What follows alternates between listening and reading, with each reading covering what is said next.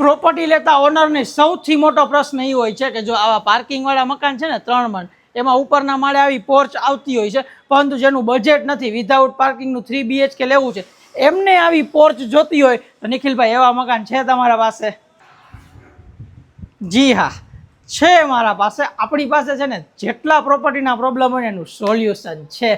Look at that balcony space. સામેવાળાની નથી હો, એના કરતાં મોટી બાલ્કની છે. 66 વારની જગ્યા.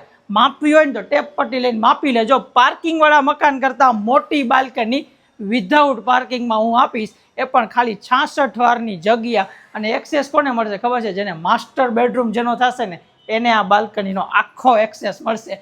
અહીંયા જો ઉપર છે ને કવર્ડ છે ને, આરામથી ઝૂલો અહીંયા લટકાડી દો ને એટલે અહીંયા મસ્ત વ્યૂ સાથે ઝૂલા ખાતા હોય ને એવી બાલ્કની.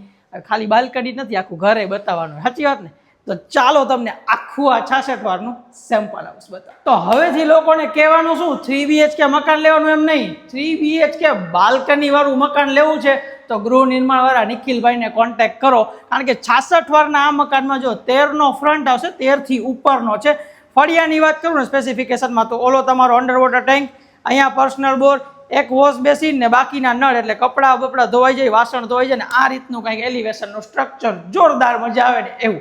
પછી તમે લિવિંગ એરિયામાં અંદર આવો એટલે જો આ દીકવાલ રહીને ડેકોરેટિવ કરીને આપી છે, વોલપેપરનો ખર્ચો નહીં, આને કહેવાય કલરમાં નવાણું વર્ક. નજીક આવીને જોશો ને તો બહુ મસ્ત લાગશે એ રીતે. અને સામેની ટીવી યુનિટવાળી વોલ કંઈક આ રીતે સ્ટોન ઇફેક્ટમાં કરીને આપી છે. વોલપેપર નથી, ટાઇલ્સ છે, આમ અડો તો ફીલ થાય એની હાર્ડ સરફેસ. અહીંયા ટીવી આવી જશે, બાકી એડિશનલ ફર્નિચર, મેન ડોર. અને બીજું જુઓ, બારી આપેલી છે ને તો સેફ્ટી ગ્રીલ સાથે આપેલી છે. આ રહી મસ્તીની બારી, એનો ખર્ચો બચી ગયો. આ બાજુ આવશો ને લિવિંગ બતાવી તો આ કિચન એરિયા, એલ શેપનો પ્લેટફોર્મ, અહીંયા પાણીયારું, ફિલ્ટર, ચીમની બધું સચવાઈ જાય. અહીંયા આપેલી છે સિંક ને નીચે સ્ટોરેજ. સામેની બાજુ એક ફ્રીજ રહી જાય, નાનો મોટો સ્ટોરેજ થઈ જાય.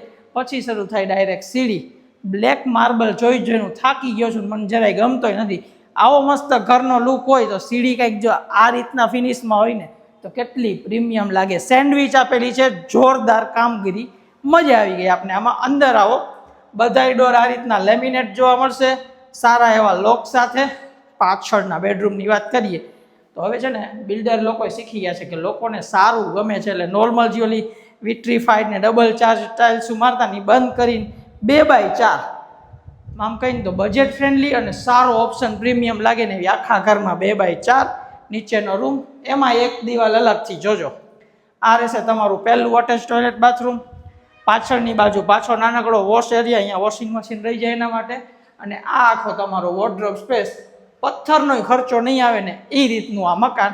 હવે આપણે જઈ મારી ફેવરેટ સીડી ઉપર ચડીને પહેલા માળે. જો 66 વારની જગ્યા છે ને એટલે બહુ જાજી એક્સપેક્ટેશન નહીં રાખવાની, કારણ કે પછી હું બજેટની એક્સપેક્ટેશન તમારી પાસેથી વધારે રાખી શકું, બરોબર?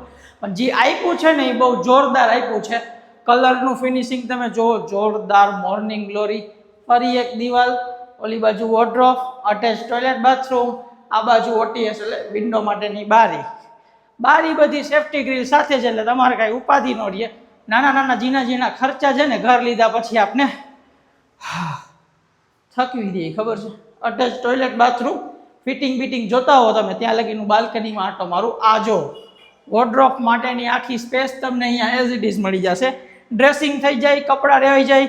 આ બાજુ બેડ આવી જશે ને બહાર આવો તો જ્યાંથી વિડીયો સ્ટાર્ટ કર્યો તો ત્યાં જ પાછા પહોંચી ગયા આપણી સિટિંગ નહીં, સ્લીપિંગ બાલ્કની. કારણ કે અહીંયા મારા જેવા હોય ને તો ખાટલો નાખીને સૂઈ જાય. હવે આ મકાન છે ને રેડી પોઝિશન થઈ ગયા છે. ન્યૂ રેલનગરમાં આવે છે, એટલે રેલનગરમાં લેવું હોય નહીં કોલ કરજો. બજેટ ફ્રેન્ડલી ઓપ્શન છે અને આવું કામ, આવી બધી વસ્તુ બહુ ઓછી આ ભાવમાં તમને જોવા મળશે. 10 મકાનનો પ્રોજેક્ટ છે, બધાય રેડી પોઝિશન છે. હાઈવે ટચ છે ને સિટીની કનેક્ટિવિટી બે મળી રહે. કેવી રીતે અને ભાવ શું છે એ જાણવા માટે તો મને કોલ કરવો જ પડશે, કારણ કે એટલે તો વિડીયો બનાવવાની આટલી બધી મહેનત કરીએ છીએ ને. તો વિડીયો ગમ્યો હોય તો લાઈક કરજો, મકાન ગમ્યા હોય તો સાઇટ વિઝિટ કરજો, અને જો બેયમાં ઓકે હોય ને તો પછી આપણે ટોકન લઈ લેશું. આપણે મળશું આપણા નવા વિડીયોમાં. ત્યાં સુધી જય હિન્દ દોસ્તો.